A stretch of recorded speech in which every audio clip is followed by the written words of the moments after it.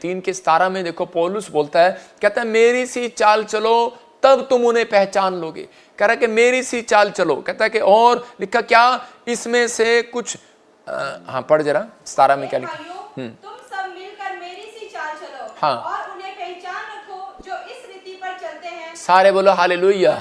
कहता है पौलुस बोलता है, कहता है मेरी सी चाल चलो और कहता है कि तुम उन्हें पहचान लो। कहता है मेरी सी चाल चलता है तो पहचान लो। कहता है इसका मतलब आपको परमेश्वर ने समझ बूझने की शक्ति दी है। एक कुत्ते को भी समझ बूझने की शक्ति दी है, लेकिन वो उस चाल चलता नहीं है। तो इसलिए यीशु मसीह ने कहा करा कुत्तों से सावधान। पौलुस बोलता है कुत्तों से सावधान। और कुत्ता क्या करता है, अपनी उल्टी खुद करता है और अपनी उल्टी चाटने लग जाता है। आपको एक फोटो दिखाता हूँ, वीडियो दिखाता हूँ। एक कुत्ता हमेशा क्या करेगा, वो अपने आप उल्टी करेगा और अपने आप ही।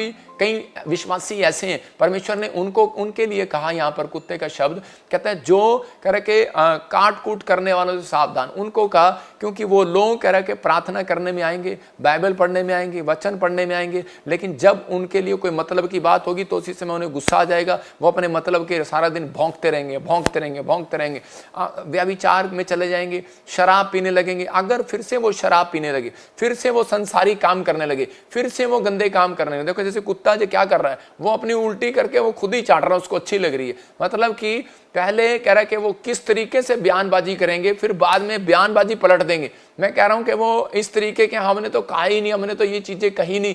मैं ऐसे लोगों को जानता हूं जिन्होंने बहुत बार कहता लोगों को शराब दी है, बहुत बार लोगों को गालियां दी, बहुत बार ऐसी बातें कही मैं, और उसके बाद कहता है बाद में अपने बयानबाजी पलट दिए। मैं एक पास्टर को सुन रहा था और वो कह रहा था, कहता है कि ये तो नाइजीरिया वाला प्रॉफिट मेरा प्रॉफिट ही नहीं है। और जब वो किसी व्यभिचार में या कुछ भी उसकी झूठी खबर अखबार में लगी तो बोलते कहते ये मेरा पास्टर ही नहीं है, ये मेरा स्पिरिचुअल फादर ही नहीं है।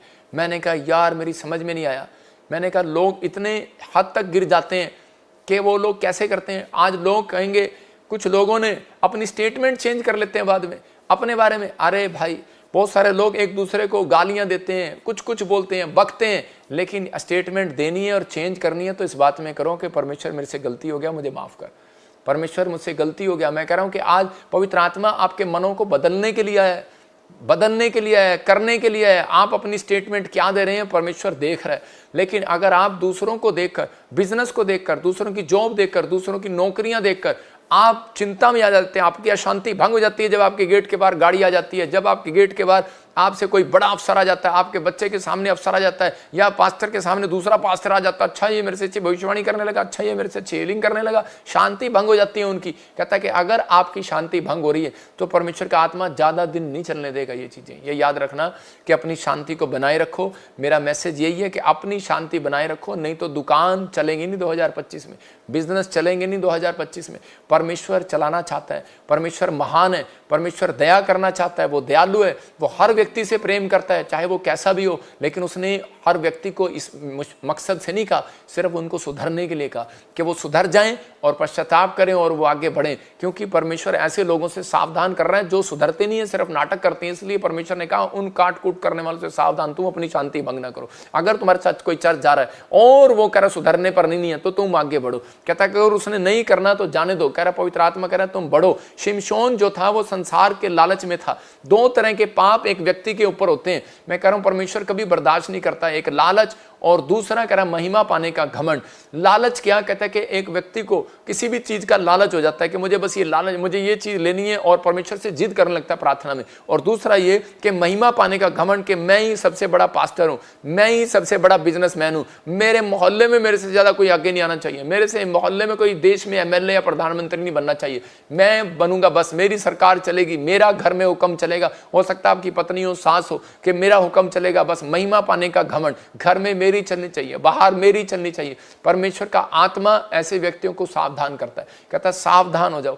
कहता है इसलिए कहता है बहुत सारी प्रॉब्लम्स उन लोगों के जीवन में आती है। महिमा पाने का घमंड नहीं करना। सब बातों में पौलुस बोलता है कि जो मेरे लाभ की है मैं रखता हूं और जो मेरी हानि के लिए मैं उसे साइड में करता हूं और उनको कूड़ा समझता हूं, उन बातों को जो मेरे खिलाफ होती हैं। तो इसी समय उनको कूड़ा समझना है। परमेश्वर का आत्मा आपको आगे बढ़ाना चाहता है, आपको ब्लेस करना चाहता है। 3 डड्डू थे, और वो जब खंबे पे चढ़ रहे थे तो उसी समय पहला जब चढ़ रहा था डड्डू, तो उसी समय उनकी रेस हुई कि देखते हैं पहले कौन चढ़ता है। पहला डड्डू जब चढ़ा तो उसी समय उसकी पत्नी ने देखा इतनी ऊपर हाइट पे चला गया, तो उसकी पत्नी बोली, कहते अरे क्या विधवा करेगा क्या, और उसी समय वो डर के मारे नीचे आ गया। नवी नवी शादी हुई थी ना भाई। दूसरा डड्डू जो है वो उसी समय के ऊपर चढ़ा, और ऊपर चढ़ते ही कहते हैं उसके बाप ने कहा अबे इतनी ऊपर से गिरेगा हड्डी भी टूट जाएगी, और उसी समय वो डड्डू डर के हमारे नीचे आ गया।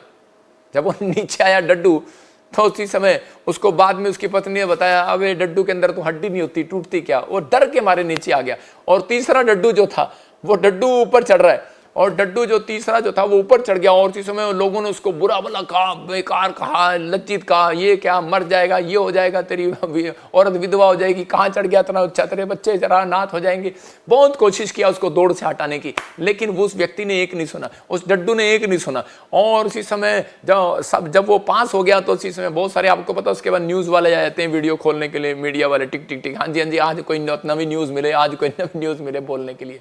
तो उसी समय उसने उनसे पूछा, कहते कि ये डड्डू कैसे जीत गया, आप क्या खाते हो, आप क्या खाते हो। लेकिन उस डड्डू को बोलने का अधिकार नहीं था, क्योंकि वो गूंगा बहरा था। एक आदमी आया और उसे कहने लगा भाई ये डड्डू तो गूंगा बहरा है, ये नहीं बोल सकता। तो उसकी बात समझ में आ गया कि गूंगा बहरा अगर वो ना होता, समाज के लिए गूंगा बहरा बनना पड़ता है। अगर तरक्की चाहिए, आपकी बेटी IAS अफसर बनना चाहती है, लेकिन आपका पड़ोसी आपकी बेटी से जल रहा है। मैं कह रहा हूं आपके बेटे IAS अफसर बनना चाहते हैं, वो बढ़ रहे हैं, IELTS में जा रहे हैं, लोग जल के मारे, जलन के मारे जादू टोने कर देते हैं। मैंने ऐसे ऐसे लोगों को देखा कि मुझे शर्म आती है उनके बारे में कहने कि मसीह लोग, अरे के यहां तक कि परमेश्वर के दास लोगों के खिलाफ और पास्टर तक, विश्वासी तक, कई ऐसे लोग मैंने देखे कि वो जाकर कहते हैं कि उनकी रिपोर्ट करा देते हैं, उनकी फलाना कर देते हैं, ये कर देते हैं, वो कर देते हैं, ब्लैक मैजिक कर देते हैं। लेकिन परमेश्वर का आत्मा कह रहा है ठीक है, कहता है लेकिन आपको, कहता है कि जो कानून परमेश्वर का है परमेश्वर को दो, सरकार का सरकार को दो, लेकिन इतनी हद तक ना गिरो कि ब्लैक मैजिक तक चले जाओ।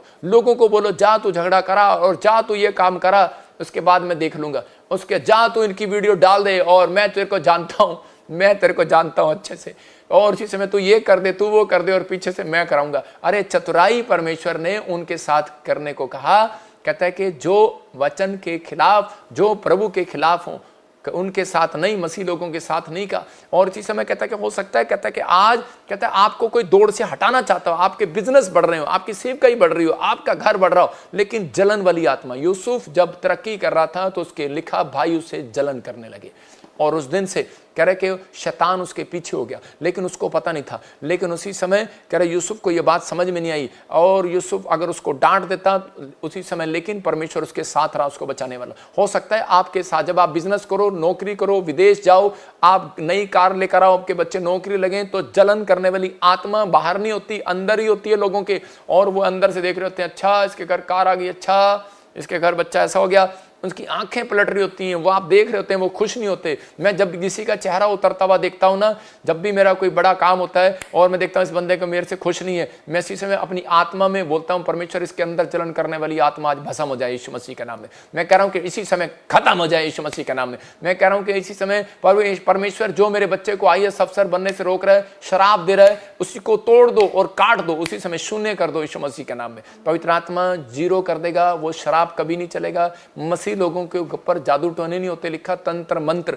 कहता याकूब कहता तुम्हारे ऊपर कोई एक भी तंत्र मंत्र चलने वाला नहीं है। लेकिन उसने ये नहीं कहा, कहता कि वो जो मसीह लोग हैं जो मन में डर जाते हैं और मन से शराब दे देते हैं, जेलस का आत्मा जो है वो पीछे लग जाता है, उसको आपको तोड़ने की जरूरत है। आज आपको उसको खत्म करने की जरूरत है। कह रहे शिमशोन जो था वो संसारिक लालच में आ गया, और उसी समय परमेश्वर ने जो उसको शक्तियां दी थी, और उसी समय कह रहे कि वो एक व्यभिचार के पाप में चला गया, और परमेश्वर ने उससे वो शक्तियां वापस ले ली। मैं कह रहा हूं उन लोगों के लिए कि, और उसके बाद उसकी ताकत के कारण उसकी आंखें ब्लाइंड होगी, उसकी जिंदगी में वो सब कुछ ब्लाइंड हो गया शिमशोन की कारण। कह रहा है कि शिमशोन सिर्फ जो है, कह रहे वो लालच में फंसा हुआ था कि बस मैं लालच में, मुझे बस और कुछ देखना ही नहीं है। आज बहुत सारे लोग जो है कि बस उनको दौड़ पड़ी हुई है, बस मुझे अपना नाम कमाने की लालच है, बिजनेस में, पास्टर में लालच, नाम कमाने की, वीडियो बना के लालच कमाने की आदत है। लेकिन वो देख नहीं रहे वो पीछे एक संसार में क्या कर रहे हैं। वो किसी को ठोकर खिला रहे हैं। वचन कह रहा है कि हाय उस पर, कहता है ताकि, कहता है परमेश्वर का वचन पूरा हो।